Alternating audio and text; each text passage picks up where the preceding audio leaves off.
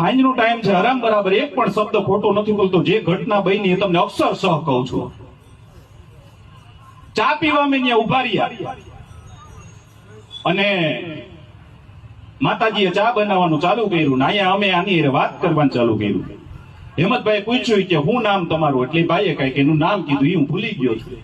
નામ મારા માટે ઇમ્પોર્ટન્ટ નથી, ઘટના મારા માટે ઇમ્પોર્ટન્ટ છે.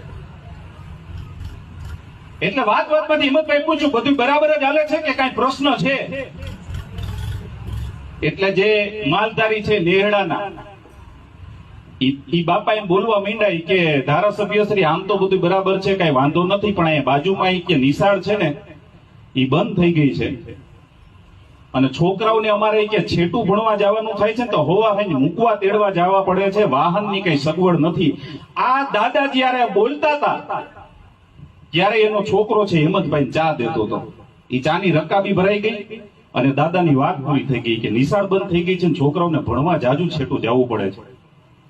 હેમંતભાઈએ ભરેલી રકાબી ત્યાં મૂકી દીધી અને પગે લાગીને એમ બોલ્યા કે ભાણેજ, આ ટાંકાવળનું પાણી મને ત્યાં સુધી હું નહીં પીવું જ્યાં સુધી તમારી નિશાળ ચાલુ નહીં કરાવું. ધારાસભ્યને આ કરવાનું હોય.